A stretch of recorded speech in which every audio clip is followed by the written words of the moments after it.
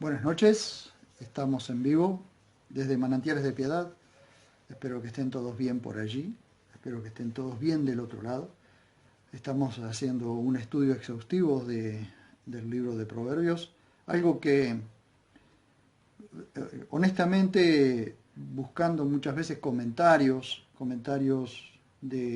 sobre el libro de Proverbios, no se encuentran muchos comentarios exhaustivos, es decir, que nos expliquen versículo por versículo. Así que me aboqué a esta tarea de estudiar cada uno de los proverbios para poder comunicar la mayor cantidad o la mejor calidad, mejor dicho, la mejor calidad posible en cuanto al comentario del libro de Proverbios. El libro de Proverbios es riquísimo. El libro de Proverbios, cuando uno comienza a estudiar el libro de Proverbios, encuentra la gran profundidad que tiene este libro. Por eso es que de pronto yo había comenzado a estudiar este libro de forma personal, para mí, para mi edificación, pero resulta que me encuentro con tanta riqueza que digo, no puedo guardarme esto. Por eso es que comenzó este estudio del libro de Proverbios, que sin duda nos va a llevar muchísimo tiempo. Probablemente nos lleve 2 o 3 años el libro de Proverbios. Probablemente 3 años nos lleve estudiar todo el libro de Proverbios. Pero bueno, hay tanta riqueza que no la podemos desperdiciar. Aparte de eso, el libro de Proverbios nos lleva de una punta a la otra de la Biblia y de esa manera también conocemos bastante en profundidad lo que la Escritura dice. Hoy vamos a tocar siempre sobre la base de Proverbios 10:27. Siempre sobre la base de Proverbios 10:27 vamos a tocar algunos temas acerca de los siguientes proverbios. Vamos a la base, que es Proverbios 10:27, que Proverbios 10:27 es: el temor de Yahvé aumenta los días, pero los años de los malvados serán acortados. Estamos en la parte 7 de estos proverbios y tenemos que ver como base esto. El temor de Yahvé aumenta los días. ¿Por qué? Porque precisamente toda persona que teme a Dios se cuida no solo en cuanto a lo espiritual, sino también se cuida en cuanto a lo físico, ¿sí? Se cuida en las comidas, se cuida en el ejercicio, se cuida realmente. ¿Por qué? Porque hemos entendido que nuestro cuerpo es templo del Espíritu Santo y como templo del Espíritu Santo debemos cuidarnos. Cuidar nuestro cuerpo, cuidar cómo comemos, cuidar lo que comemos. Es importantísimo poder comprender esto. Ahora vamos a Proverbios 14:26 y vamos a ver que en Proverbios 14:26 tenemos un tema un tanto intrincado. ¿Por qué digo intrincado? Un tanto difícil si no vemos en profundidad la traducción. Hay pequeños detalles en la traducción que hacen una gran diferencia. Por ejemplo, Proverbios 14:26 dice: en el temor de Yahvé hay fuerte confianza que servirá de refugio a los hijos. Ahora bien, según cómo lo traduzcan, puede significar una cosa o la otra. Según cómo sea la traducción, puede significar una cosa o la otra. La mayoría de las traducciones, como la Reina Valera, lo traducen de una manera, de tal manera que queda como si los hijos de Dios encuentran refugio en Él. Si lo miramos en la mayoría de las traducciones, se entiende como que los hijos de Dios son los que encuentran refugio en Él. Y eso está bien, eso está bien, eso es así. Es decir, todos los hijos de Dios encontramos refugio en Dios, ¿sí? Pero no es el mensaje que transmite el texto. Observemos de nuevo 14:26 y vamos a ver, ustedes comparen lo que yo estoy diciendo con cualquier otra traducción. o con la mayoría de las traducciones. Y van a ver que el mensaje es diferente. Miren la forma en que nosotros lo tenemos en la Biblia Textual Cuarta Edición. Dice: en el temor de Yahvé hay fuerte confianza que servirá de refugio a los hijos. Vamos por parte, dijo el carnicero. Veamos esto. Lo que el texto nos dice, que aquel que teme a Dios encuentra una fuerte confianza. Es decir, la persona que teme a Dios encuentra una fuerte confianza en ese temor de Dios.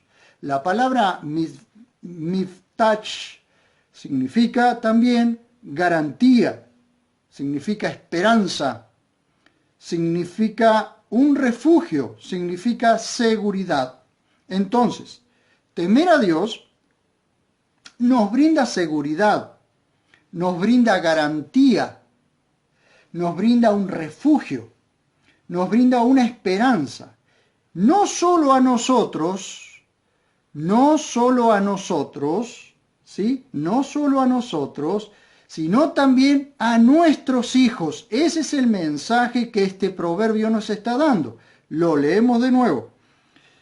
En el temor de Yahvé, o en el temor de Dios, hay fuerte confianza que servirá de refugio a los hijos. No a sus hijos, sino a los hijos. ¿A los hijos de quién?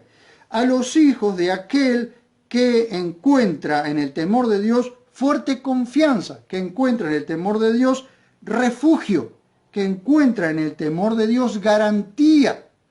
¿Garantía para qué? Garantía para que sea Dios refugio de los hijos del que teme a Dios. Entonces, vamos a esto, miren, lo vemos así. El que teme a Dios no solo se asegura, no solo vive seguro él, sino que su descendencia vive segura. Su casa vive segura. ¿Por qué? ¿Porque los demás también creen en esa seguridad? Quizás no, pero la persona que cree en Dios y encuentra confianza, encuentra seguridad en Él, toda su familia está cubierta por esa seguridad. Y eso no tiene que ver con la salvación de los demás, sino con aquel que confía realmente en Dios. Esa es la gran cuestión de este versículo. La correcta traducción de este versículo, o mejor dicho, la traducción que mejor nos muestra, lo que quiere reflejar Salomón a través de este proverbio es esto: el temor de Yahvé, 22 le dije, 14, 26. En el temor de Yahvé hay fuerte confianza que servirá de refugio, podríamos ponerle, a la descendencia, a los hijos. ¿Ven cómo cambia apenas una simple palabra, un cambio en la traducción? Cambia todo el mensaje. ¿Ven? No es que los hijos de Dios encuentran fuerte confianza en Él, porque eso es así, eso ya está establecido y es verdad. El tema es que no es eso lo que Salomón quiere transmitirnos a través de este proverbio. Lo que quiere transmitirnos este proverbio es que el que teme a Dios encuentra fuerte confianza en ese temor de Dios y sirve de refugio a la descendencia, sirve de refugio a los siguientes. Maravilloso este proverbio. Y este proverbio lo vamos a hilvanar, lo vamos a hilar, ¿sí? Lo vamos a hilar con el siguiente. Hilvanemos este proverbio al siguiente y obtenemos no solo seguridad en Dios, sino también salvación de nuestras almas. Miren ustedes, Proverbios 14:27, el que sigue. 14:27 dice: el temor de Yahvé es manantial de vida que aparta de los lazos de la muerte. ¿Qué significa esto? Que aquel que entra en un profundo conocimiento de Dios, a quien Dios llama para salvación, Ahora voy a explicar la diferencia entre la ley y la gracia, ¿no? Pero aquel que es llamado por Dios a salvación, el temor de Dios está en esa persona y el tener temor de Dios aparta de los lazos de la muerte. Aquí la palabra muerte está con M mayúscula. ¿Por qué?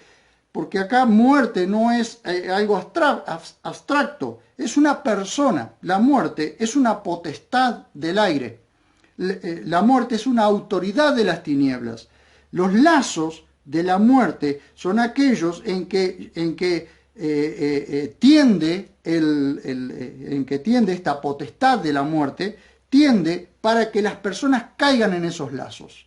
Pero ¿qué pasa? El temor de Dios, el temor de Yahvé es manantial de vida, es decir, del temor de Dios brota vida, brota como de un manantial vida. ¿Por qué?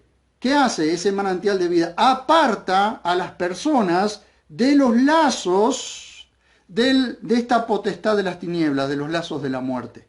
Por eso, cuando alguien ha conocido a Cristo, o es conocido por Cristo, mejor dicho, y ha nacido de nuevo, es liberado de los lazos de la muerte. Es liberado de los lazos de la muerte. Por eso Jesús dijo que el que cree en Él ha pasado de muerte a vida, de estar enredado en los lazos de la muerte a abundancia de vida, al manantial de vida. Ven ustedes. Ahora, quiero explicar esto para que no se entienda, para que no se malinterprete. La ley nunca, recordemos esto, los proverbios están escritos bajo la ley de Moisés, y la ley nunca pudo salvar a nadie, sino condenar a las personas, mostrarle que es pecador y dejarlo condenado, confinado, encerrado bajo la ley. Bien, vamos a ver esto. Debemos comprender que la ley en el viejo pacto proponía una salvación por obras. Proponía la salvación por obras, es decir, la persona debía vivir rectamente, profundamente, estrictamente bajo la ley, y si cumplía todos los mandamientos de la ley, cosa que era imposible, la persona se salvaba. Pero esa era la propuesta de la salvación por obras. Pero Dios, ¿por qué hizo eso? Para mostrar que el hombre es pecador, que el hombre siempre el hombre va a ir en contra de lo establecido por Dios. Siempre se mostró en todos los tiempos el fracaso del hombre. No es que Dios fracasó, el hombre fracasó. Entonces tenemos que mostrar esto. ¿Por qué? Para que nadie crea que porque diga yo temo a Dios es librado del lazo de la muerte. No, el que teme a Dios es porque realmente ha conocido a Dios, por eso le teme y ha sido librado de los lazos de la muerte. Esa es la diferencia. Vamos a ver esto.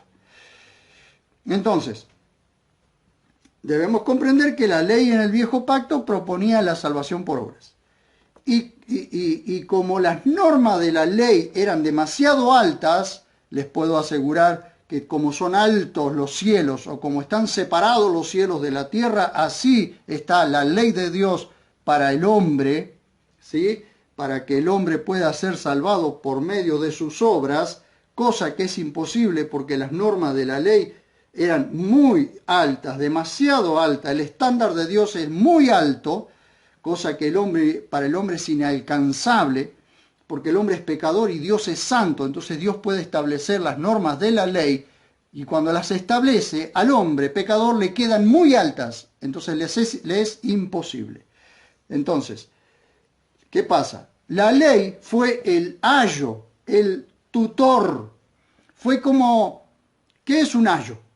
¿Qué es un tutor? En el tiempo bíblico, en el tiempo en que se escribió la Biblia.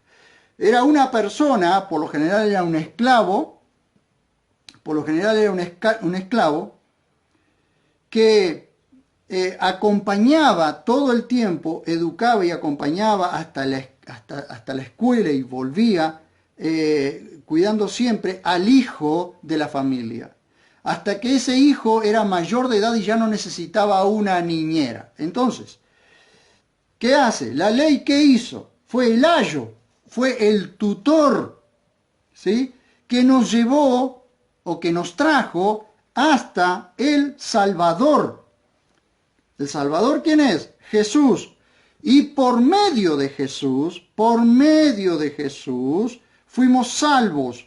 Y la justicia de Dios nos fue imputada por medio de la muerte de un sustituto. ¿Quién fue ese sustituto?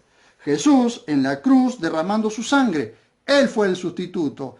Porque dice la Biblia, la paga del pecado es muerte, mas la dádiva de Dios es vida eterna en Cristo Jesús. Entonces, nosotros merecíamos la muerte, pero en lugar de eso recibimos la dádiva, un regalo inmerecido, que es la gracia por medio de Jesús en la cruz derramando su sangre. ¿Para qué? Para cancelar nuestro pecado. Vamos, vaya.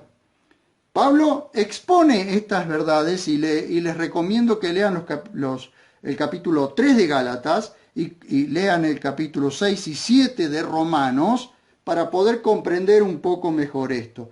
Yo estoy haciendo simplemente un resumen basado en este Proverbio 14:27.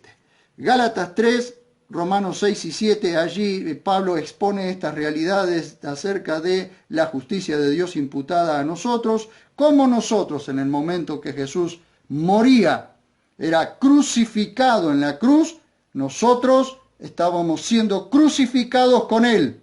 Cuando Jesús es bajado de la cruz, sepultado, nosotros estábamos siendo sepultados con Él. ¿Ven ustedes? Porque en Cristo estábamos siendo sepultados con Él. Cuando Jesús es resucitado, nosotros somos levantados a vida nueva, a una novedad de vida, a una vida nueva. ¿Bien? Entonces, veamos un resumen en Gálatas 3, 23 al 27, para poder ver un resumen simplemente de lo que estoy explicando. Gálatas. Vamos a la carta de Pablo a los hermanos en Galacia. Gálatas dice 3, les muestro, 3, 23 al 27, con mucha atención. Así es como se presenta para nosotros la ley. ¿Por qué no podemos nosotros convertirnos al judaísmo? ¿Por qué no podemos nosotros gentiles convertirnos al judaísmo? ¿Por qué no podemos nosotros los gentiles guardar la ley de Moisés? Porque nosotros no teníamos nada que ver con la ley de Moisés. Todos aquellos que te quieren llevar nuevamente a vivir bajo la ley, te están sacando, te están haciendo caer de la gracia. La gracia trae libertad, la ley traía esclavitud. ¿Bien? Miren ustedes, 23 al 27. Pero antes, esto es un resumen, simplemente un resumen. Pero antes que viniera la fe, ¿cómo? Por medio de Cristo, ¿no? Estábamos confinados, encerrados. Miren ustedes el término que usa Pablo. Estábamos confinados, encerrados bajo la ley hasta la fe que iba a ser revelada. Encerrados, no nos dejaba salir la ley, condenados bajo la ley, porque la ley nos condenaba, porque los 613 mandamientos de la ley terminaban siendo una condenación para el ser humano. ¿Pero por qué lo hizo Dios? Precisamente para mostrarle que el hombre por la ley, el hombre por sí solo no puede salvarse, y que la ley condena al hombre, y el único que lo podía sacar debajo de esa condenación era Jesús, era la fe en Jesús. Mire, de manera que la ley ha sido nuestro tutor, nuestro ayo, nuestra niñera, podríamos decirle, nuestra niñera. Nuestra niñera hasta Cristo. Es decir, nos trajo de la mano hasta Cristo. ¿Para que por medio de la fe fuéramos declarados justos? Es decir, Dios, la fe es un don de Dios, así que Dios nos dio la fe para que podamos creer, y una vez que hemos creído, en el mismo momento que hemos creído, fuimos declarados justos. Nadie puede salvarse por sí solo. Nadie tiene fe sobrenatural para salvación. La fe que nosotros tenemos es una fe natural. Yo, qué sé yo, por decirles algo, tengo fe de que este escritorio donde estoy no se va a caer, pero esa es una fe natural, ¿sí? Basado en estas evidencias. La fe sobrenatural o la fe salvadora es un don de Dios, un don que Dios nos da para que nosotros podamos creer, y una vez que hemos creído, somos declarados justos. Declarados justos, ¿por qué? Porque alguien ya pagó nuestra injusticia. Alguien pagó ya nuestra injusticia. Y fue Jesús en la cruz, en el derramamiento de su sangre. Porque sin sangre no hay remisión de pecados. Y una vez que llegó la fe, ya no estamos bajo tutor. ¿Por qué? Porque es como si hubiésemos alcanzado la mayoría de edad. No necesitamos un tutor. No necesitamos a alguien que nos acompañe ahora. Porque tenemos ahora al Espíritu de Dios, que es el que nos lleva y que nos guía y que nos acompaña. Bien, ya no estamos bajo tutor. Pues todos sois hijos de Dios por medio. El medio que Dios usó. El medio que Dios usó para salvarnos fue la fe en Cristo Jesús. Pues todos sois hijos de Dios por medio de la fe en Cristo Jesús.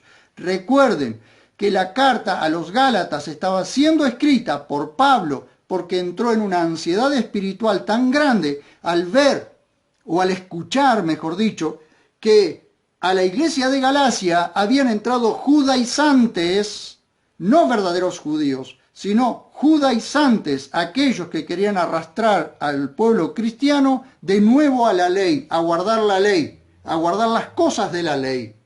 ¿Sí?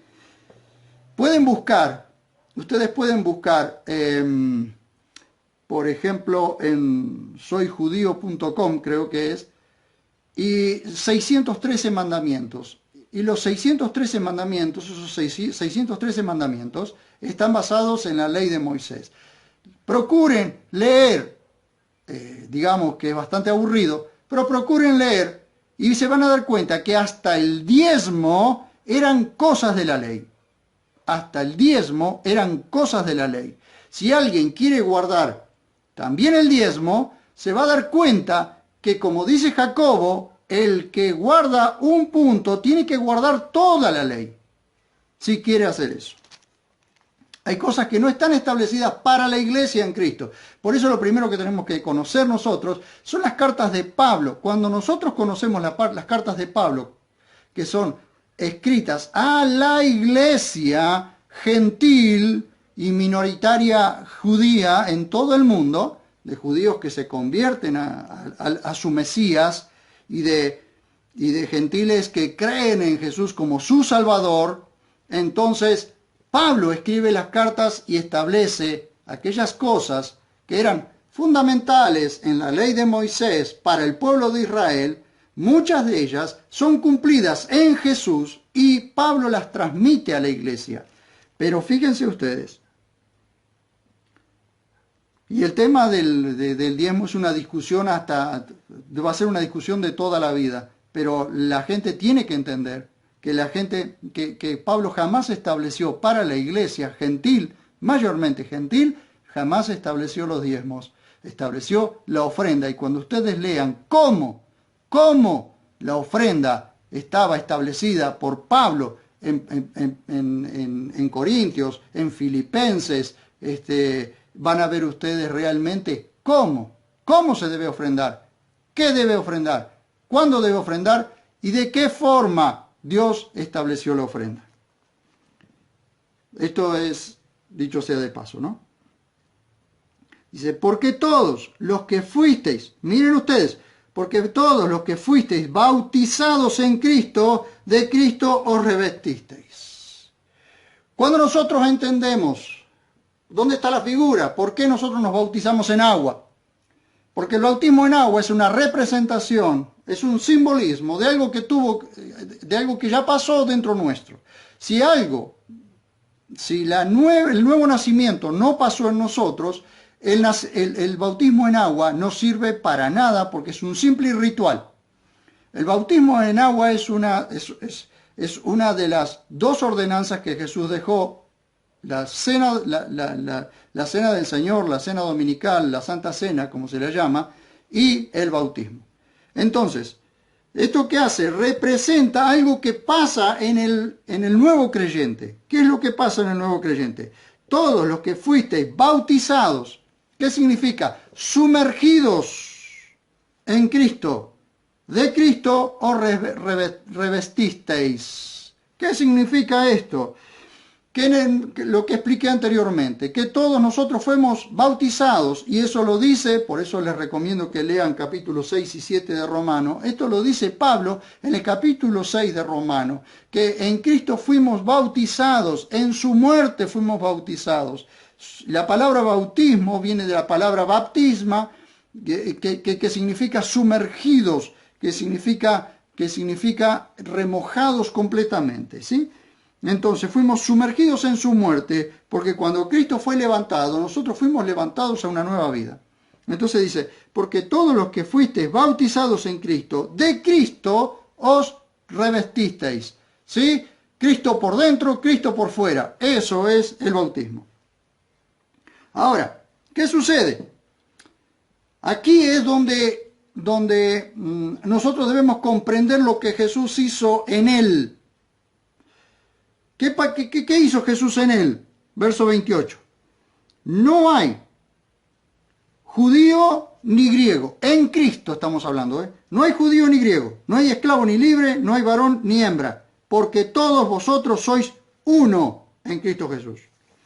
Y si vosotros sois de Cristo, entonces, miren ustedes, entonces sois descendencia de Abraham, herederos según la promesa, porque la promesa era una simiente, y la simiente no era Isaac, la simiente era Jesús, o Yeshua, ¿sí?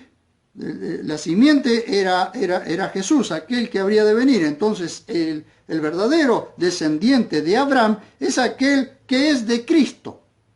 ¿Bien? Ahora, les dije 3:23 al 27. Me pasé hasta el 29. Pero quería explicar esto. Entonces, volviendo a Proverbios, vamos a poder comprender un poco mejor esto. Volviendo a Proverbios, debemos observar que los proverbios estaban escritos bajo la ley mosaica, ¿sí? O la ley de Moisés. Y el ser humano jamás podría ser salvado y declarado justo por sus propias obras de justicia. Jamás. Jamás el hombre pudo alcanzar salvación por sus propios medios. ¿Por qué? Por su propia justicia. Por tanto, jamás podría el mismo ser humano que ya está bajo pecado, bajo condenación, apartarse de los lazos de la muerte. Leemos de nuevo 14:27. El temor de Yahvé es manantial de vida, que aparta de los lazos de la muerte. Si una persona no conoce el temor de Dios, si una persona no conoce a Jesús como su único y suficiente Salvador, si nunca se arrepintió de su pecado, no nació de nuevo, no puede apartarse de los lazos de la muerte. ¿Por qué? Porque la ley trae condenación y la condenación trae muerte. Entonces, toda persona que no ha creído en el Señor Jesús, y mayormente, permítanme decirle, y mayormente aquellos que niegan a Dios directamente, los necios que dicen que no hay Dios, están totalmente condenados. Mayor es la condenación para ese tipo de personas. Mayor es la condenación para el necio que dice que no hay Dios. ¿Ve? Entonces, el temor de Yahvé es manantial de vida que aparta de los lazos de la muerte. Por tanto, jamás podría él mismo o la misma persona sola apartarse de los lazos de muerte por medio del manantial de vida, que es el temor de Dios, porque ya lo declaró David en el Salmo 36:1. En el Salmo 36:1 dice, no hay temor de Elohim delante de sus ojos. Y está hablando un judío a su propio pueblo. al pueblo judío, está hablando a Israel, ¿sí? David pertenecía a la tribu de Judá, de ahí viene el término judío, pero David está hablando a todo Israel, ¿sí? A todo Israel, a todos los hebreos. Dice, no hay temor de Elohim delante de sus ojos. Y Pablo lo confirma esto en el capítulo 3, Romanos 3, 9 al 18. Mire, ya lo hemos leído alguna vez, pero nos es necesario encontrarlo. ¿Por qué hace esto Pablo? Pablo toma partes de distintos salmos para mostrar entonces que somos mejores en ninguna manera, dice en el verso 3, y en el verso 9, perdón.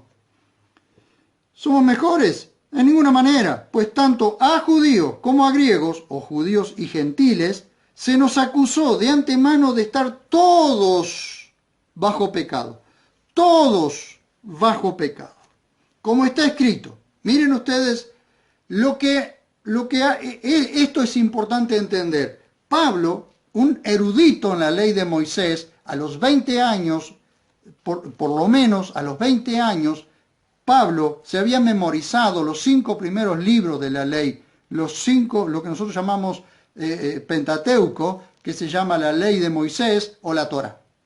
A los 20 años ya había él memorizado los 5 libros. Entonces él conocía, porque él era de la tribu de Benjamín, era hebreo de hebreos, así que él había estudiado a los pies de uno de los más grandes rabinos de aquel tiempo, que era Gamaliel, y dice, él puede decir con toda autoridad, trasladar aquello que se decía en el viejo pacto, trasladarlo y comunicarlo a la iglesia en Roma, a los romanos.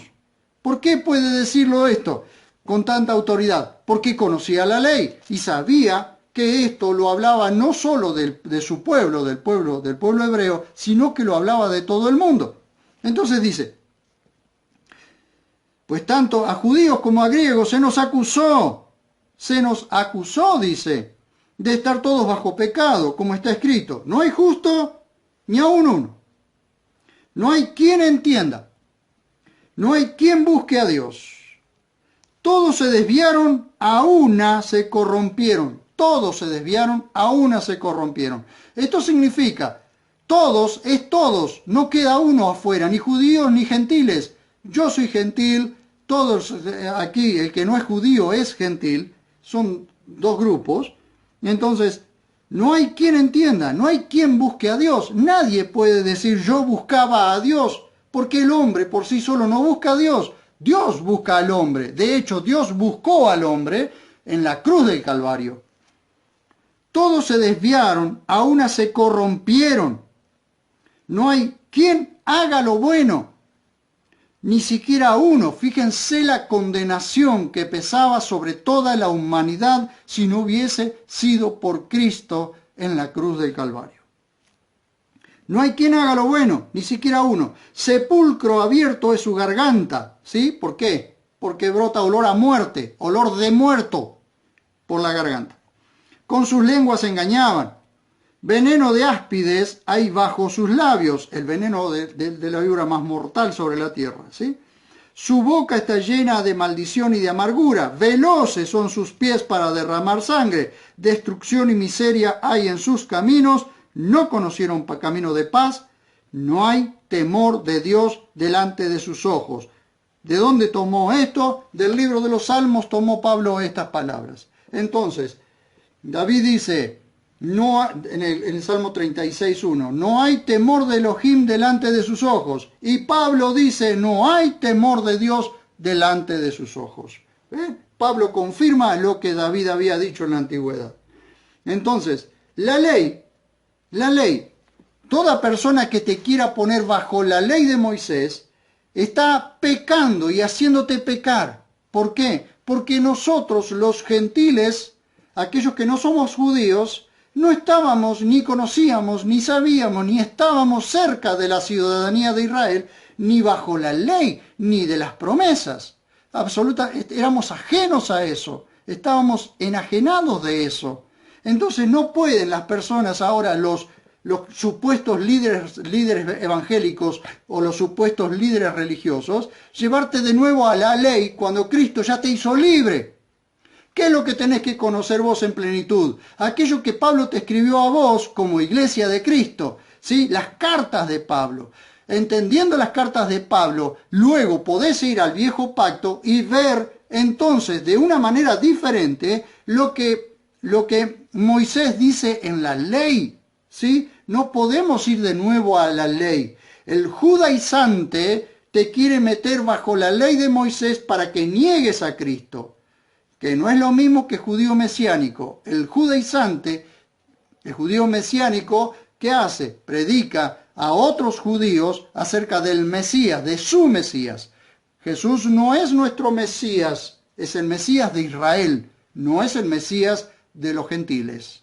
Vamos por parte, porque es nuestro Salvador y Señor. Porque nosotros ni siquiera teníamos entendimiento de lo que era la palabra Mesías, ni nada por el estilo. Eso lo dice Pablo y ya lo vamos a ir viendo en otros momentos. Entonces, la ley es una forma de gracia que nos muestra el pecado. La ley de Moisés es una forma de gracia, por eso Juan en su Evangelio, en el capítulo 1, dice gracia tras gracia. Primero vino la ley, luego la gracia.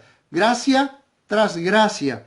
La ley era una forma de gracia que nos muestra el pecado. La gracia nos hace libres del pecado para disfrutar del manantial de vida que es la adoración a nuestro Dios por medio del temor reverente a Él.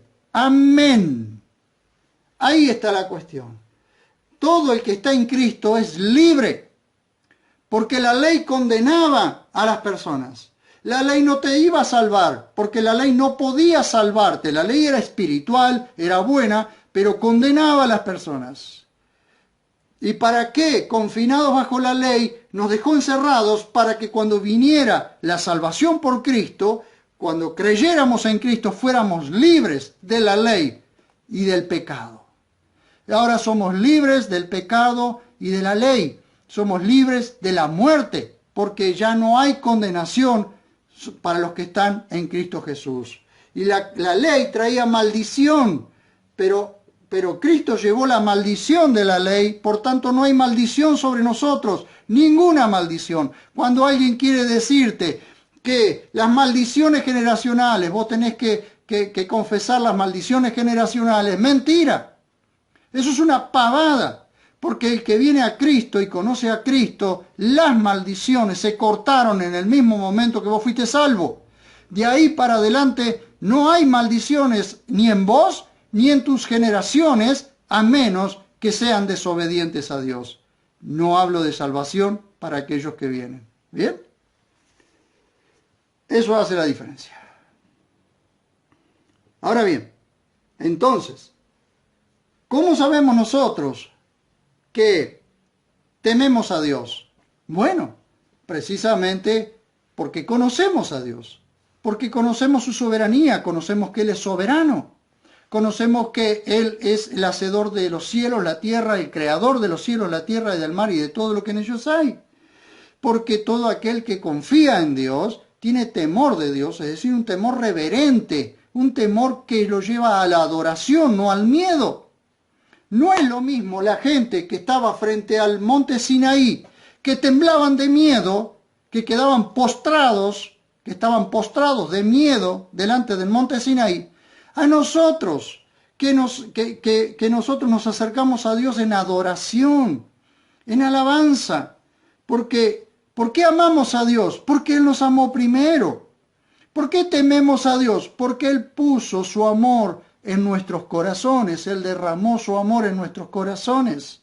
Entonces, nadie puede salvarse por sus propios medios. Leo por última vez Proverbios 14:26. En el temor de Yahvé hay fuerte confianza, que servirá de refugio a los hijos. Es decir, el que teme a Dios tiene una fuerte confianza en Él, y no solo sirve de refugio para su propia vida, sino para la vida de sus hijos. Y el 14:27 lo hilvanamos con esto y nos lleva a entenderlo, a entender el manantial de vida, que es la salvación que Dios ha hecho en nosotros. La salvación es de Dios, no es del ser humano. Ningún ser humano, por más que diga, nos salvamos a nosotros mismos, como dijo una viejita una vez, ajá, así que te vas a salvar a vos mismo. Lo que te espera es el infierno si no te arrepentís. Entonces, el temor de Yahvé es manantial de vida que aparta de los lazos de la muerte. Quien teme a Dios ha sido apartado de los lazos de la muerte. Lo que hace la diferencia entre la ley y la gracia es que la ley te decía que el temor de Yahvé es manantial de vida que aparta de los lazos de la muerte. Ajá, y si no temías a Dios, entonces los lazos de la muerte te enredaban y te llevaban. Ahora, la gracia que te dice que si has sido salvado, que si tienes temor de Dios, que todo salvado tiene temor de Dios, entonces es apartado de los lazos de la muerte. Porque hubo alguien que vivía en un temor reverente, que era Jesús precisamente. Jesús es el manantial de vida y por él fuimos apartados de los lazos de la muerte. Amén. Perfecto. Muy bien. Ahora, el tema que vamos a tocar aquí, ahora, es el 14:31. Vamos a ver el 14:31. Quiero ver con ustedes el 14:31. Si ustedes me acompañan, leemos. 14:31 dice, a ver,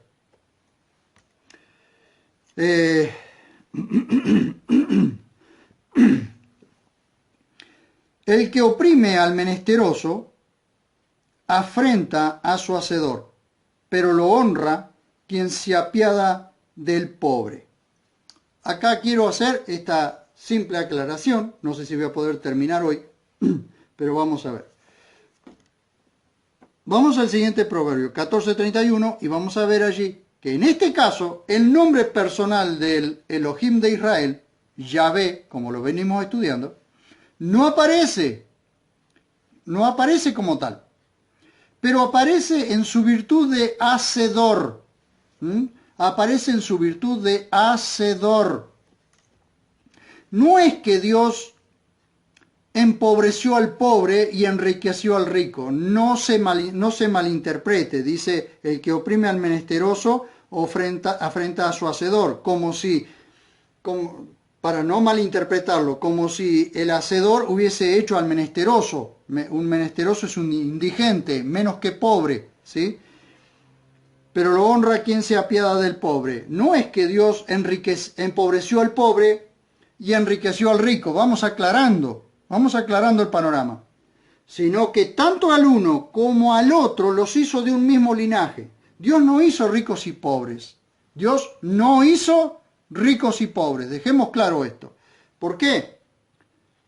Porque intentamos echarle la culpa a Dios de todo lo que pasa en el mundo. Dios dejó al hombre como administrador, como mayordomo de todo lo que él es dueño. Él es dueño de todas las cosas y le dio al hombre la autoridad para que fuera mayordomo. ¿Qué es un mayordomo? Un mayordomo es aquel que obra y cuida las cosas como si fuera el dueño, pero no es el dueño. Y el administrador es el que administra las cosas como si fuera dueño, pero no es el dueño. Entonces Dios le dio todo esto al hombre para que el hombre fuera administrador y mayordomo de todas las cosas. Sin embargo, el hombre tomó las cosas como si las tomó para sí mismo, se hizo el dueño y pasan ahora las cosas que están pasando. No es culpa de Dios, porque Dios nunca empobreció al pobre ni enriqueció al rico, sino que tanto al uno como al otro los hizo de un mismo linaje de Adán. Es este sistema perverso que empobrece a unos y enriquece a otros. Entonces Dios, previendo, porque Dios es preveedor, Previendo esto, dejó leyes explícitas para tener cuidado de los pobres. Dios sabía que este sistema iba a enriquecer a algunos y iba a empobrecer a otros. Entonces, ¿qué hizo Dios? Dejó establecidas leyes. Cuando hay leyes, están para cumplirlas. Cuando el hombre no las cumple, es transgresor, por tanto es condenado por esa misma ley. Miren. En Deuteronomio 15, Moisés estableció el año de la Shemitah. ¿Qué significa eso? El año de la remisión, que viene de la raíz yamat, que significa dejar caer o soltar. En este caso, Shemitah se refiere a la liberación de deudas o esclavitud y al descanso de la tierra. Se condonaba toda deuda, es decir, se perdonaba toda deuda y los esclavos eran liberados. Veamos qué dice Moisés con respecto al trato con el hebreo pobre, que si estas leyes se establecieran en todo el mundo no tendríamos semejante desequilibrio. Por eso siempre digo, todos los gobiernos humanos desde que existe la humanidad han fracasado. El único gobierno el único gobierno que jamás fracasará es el gobierno de Dios, y es cuando la gente se deja gobernar por Dios. Por eso, como el hombre no ha dejado que Dios gobierne, ¿qué ha establecido Dios? Dios ha establecido un día para que en Cristo se establezca el reino milenial, donde Jesús vendrá sobre la tierra, posará sus pies sobre la tierra y gobernará con vara de hierro y reinará la justicia. ¿Qué significa? Que la justicia será impuesta a la fuerza por el Hijo de Dios. ¿Bien? Para eso ha establecido un día, el reino milenial, ¿sí? Esos 1000 años de los que habla el libro de Apocalipsis. Entonces nosotros vemos, vamos a 15, 9 al 11, y quiero terminar con esto y lo voy a continuar en la próxima. Nunca dejará, van a ver ustedes en el 15, 9 al 11, lo que Moisés dice. Deuteronomio 15. Dice así: guárdate que no haya en tu corazón alguna intención maligna y te digas, para adentro, ¿no? Y te digas, se acerca el año séptimo, año de remisión.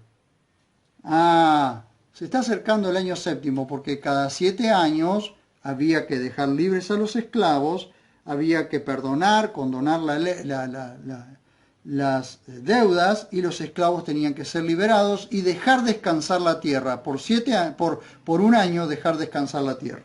Entonces dice, y mires con malos ojos a tu hermano pobre para no darle, y clame contra ti a Yahvé y sea en ti pecado.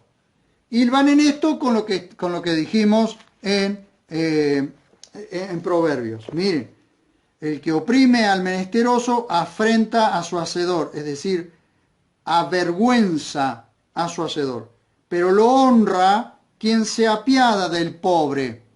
Entonces, ¿qué pasa? Volvemos a Deuteronomio 15.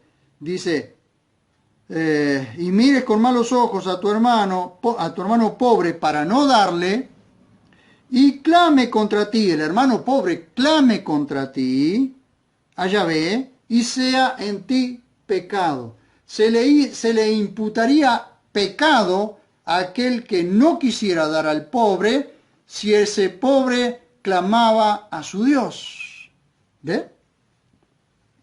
Sin falta le darás, y tu corazón no será mezquino cuando le des.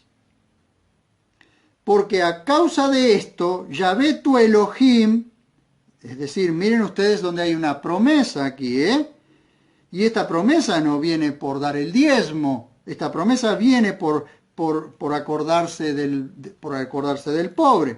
Miren, sin falta le darás, y tu corazón no será mezquino cuando le des, porque a causa de esto, Yahvé tu Elohim te bendecirá en todas tus obras y en todo lo que emprenda tu mano, cuando te acuerdes del pobre. Y esto es lo que nosotros debemos entender. el verso 11 dice, porque nunca dejará de haber pobres en la tierra. Por eso yo te ordeno diciendo, abrirás generosamente tu mano a tu hermano, a tu gente pobre, menesterosa de tu tierra, es decir, a los indigentes, porque no es solo el pobre, sino el indigente que está más abajo del pobre, que ni siquiera tiene lo esencial. Ahora bien, nunca dejará de haber pobres, tengan en cuenta esto. Eso también lo dijo Jesús. Esto también lo dijo Jesús. En Juan 12:8, Jesús dijo, esto lo vuelve a confirmar Jesús. Juan 12:8.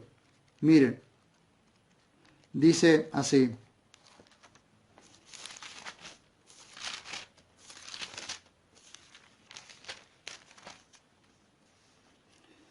Dice, esto es en el contexto del relato de cuando María, tomando una libra de perfume de nardo puro, lo vuelca sobre Jesús, y allí salta Judas el Iscariote, el ladrón, el que también lo traicionó, y él piensa en el evangelio social, es decir, él piensa en los pobres, ¿sí? En realidad no estaba pensando en los pobres, estaba pensando en que podría haber más dinero, si se vendía, podía haber más dinero en la bolsa para poder robar un poco más.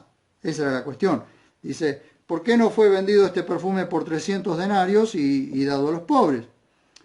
Pero decía esto no porque se preocupara por los pobres, no porque se preocupara por los pobres. Yo les pregunto, damas y caballeros, ¿cuántos gobiernos son los que realmente les preocupan los pobres? Para pensarlo, ¿no? Entonces Jesús dijo, déjala, para el día de mi sepultura lo ha guardado.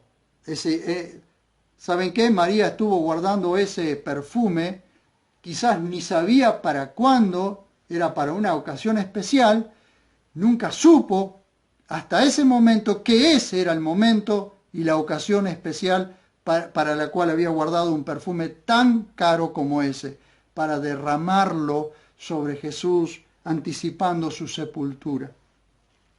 Para el día de mi sepultura lo ha guardado, porque a los pobres siempre los tenéis con vosotros, pero a mí no siempre me tenéis. Si había momento para pensar en los pobres, era ese momento. Jesús hubiese dicho, no, María, guarda ese perfume, vendelo y repartilo entre los pobres. Sin embargo, cualquiera diría, Jesús fue egoísta entonces. No.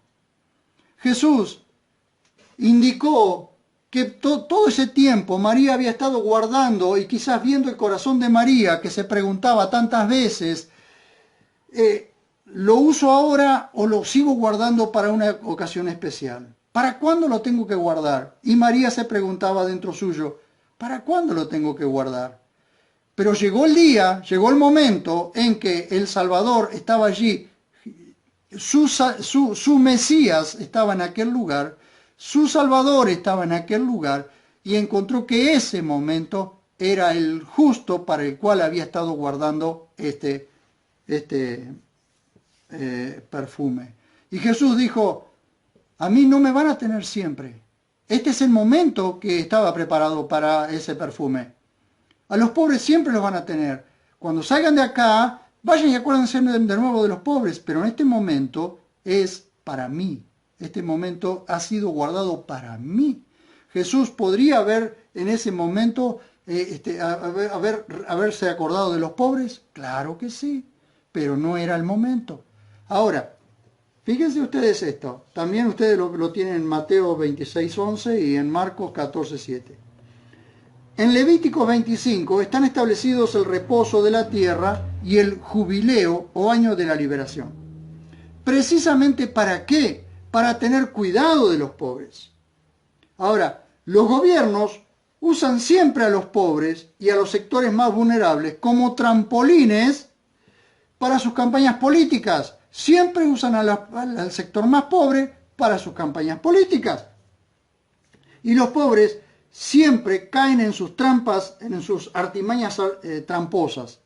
Si esto sucediera en el sistema secular solamente, es hasta cierto punto aceptable, porque cuando dicen vamos a trabajar y vamos a llevar a la pobreza cero. Es una mentira, porque nunca va a haber pobreza cero mientras este sistema siga gobernando. Mientras estemos bajo este sistema y este sistema esté bajo el maligno, no va a haber no va a dejar de haber pobres. Ya está dicho por Jesús, ya estaba dicho en la ley de Moisés. Ahora bien, si esto fuera solamente en el mundo secular, sería hasta cierto punto aceptable. Pero esto sucede entre los que se consideran líderes evangélicos y roban descaradamente y estafan a la gente, que creyéndole los manipulan diciéndole que cuando más dan, más grande es la bendición. Cuanto más dan, más grande es la bendición. Ajá. Miren, Pablo dijo, ofrenden según Dios los haya prosperado. Ofrenden según el que los prosperó los guíe. Dónde los guíe y cómo los guíe.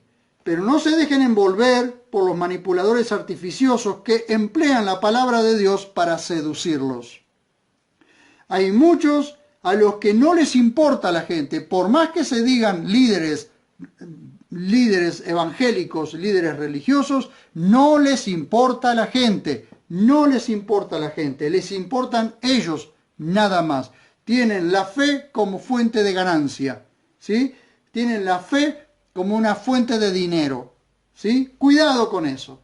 Si alguien alguna vez, o sabe que alguno estuvo en una de estos predicadores del Evangelio de la prosperidad, y ustedes se dan cuenta porque usan los versículos bíblicos para manipular a las personas y sacarles la plata, salgan, huyan de ahí, salgan de ahí. El diezmo era exigido a los terratenientes y poderosos de Israel, no a los pobres, no a los pobres. No les era exigido el diezmo a los pobres, no les era. Encima que los diezmos eran cosas o eran mandamientos de la ley de Moisés, encima de eso, los pobres estaban eximios de los diezmos. Entonces el diezmo era exigido a los terratenientes, a los poderosos de Israel, no a los pobres. Lean las escrituras, por favor, lean las escrituras, por favor. Algunos han perdido hasta sus casas, por seguir a estos engañadores. Esto no significa que si alguien deja todas sus cosas porque Dios lo llama a dejarlo todo esté mal. No, señor. No, señor. Si Dios te llama a dejar todo porque tienes que irte a otro lado, porque Dios te está llamando a otro lado, escucha la voz de Dios, escucha la voz del Espíritu Santo. Pero que la gente o que los líderes religiosos, evangélicos o el líder que sea te diga, tenés que poner tu casa, tenés que poner tu auto, tenés que poner tus diezmos, cuanto más des, Dios más te va a dar, eso es el evangelio de la prosperidad. Eso es un evangelio diferente, lo cual significa que están bajo condenación. No les crean, no les crean. ¿Por qué? Porque dice, el que oprime, ¿qué es oprimir? Es apretar, es cercarlo cada vez más. 14:31 de Proverbios, el que oprime al menesteroso, es decir, el que oprime al que encima que es pobre o más que pobre no tiene nada, lo oprime, está afrentando a su hacedor. Está avergonzando a Dios. Y no solo que lo está avergonzando, sino que Dios va a tomar cartas en el asunto. Tarde o temprano, todo esto será juzgado por Dios. Esto ya lo dice Jacobo también, ¿sí? Pero lo honra quien se apiada del pobre. ¿Querés honrar a Dios? Bien, tené piedad del pobre. Cuando el pobre necesite, cuando alguien muy pobre, que vos sabés que es pobre, porque es pobre, necesita, no que es vago, sino que es pobre, no que es vago. Y cuando digo pobre, digo alguien que está pasando necesidad porque es una madre con muchos hijos o porque es un padre que se quedó sin trabajo y no tiene nada. Entonces, quien se acuerda, quien se apiada del pobre, honra a Dios, honra al hacedor, a su hacedor, al hacedor del pobre. no es aquel que lo hizo pobre o que empobreció al pobre, sino que lo hizo del mismo linaje que hizo al rico. Porque como dije anteriormente, Dios no empobreció al pobre y enriqueció al rico. A los dos los hizo de un mismo linaje, del linaje de Adán. Este sistema inmundo, perverso bajo Satanás, es el que enriqueció al rico y empobreció al pobre, el que desequilibró todas las cosas. Entonces recuerden siempre, ningún gobierno sobre esta tierra, ningún gobierno humano ha funcionado nunca, solo el gobierno de Dios. Y solo aquellos que se ponen bajo el gobierno de Dios son los que realmente prosperan, los que realmente viven una vida abundante, viven un manantial de vida. Llego hasta aquí, porque en el próximo vamos a ver el Proverbios 15:3. Quiero orar para que Dios nos ayude a entender estas verdades tan profundas que Dios nos está mostrando a través del libro de Proverbios. Traten de seguir, no de seguirme a mí, sino de seguir la palabra de Dios en este estudio profundo que estamos haciendo del libro de Proverbios, porque sin duda vamos a ir entendiendo cosas más profundas todavía, cosas mucho más grandes todavía. Muchas gracias por haber estado de aquel lado. Siempre las líneas están abiertas, de línea de WhatsApp o de Messenger o cualquier medio que quieran usar, por si quieren hacer una consulta o quieren hablar con nosotros, pueden hacerlo. Muchísimas gracias por haberme acompañado, por haber estado de aquel lado, y nos vemos, como digo siempre, en el próximo video. Estén atentos porque hay cosas maravillosas todavía que Dios nos va a mostrar. Hasta pronto.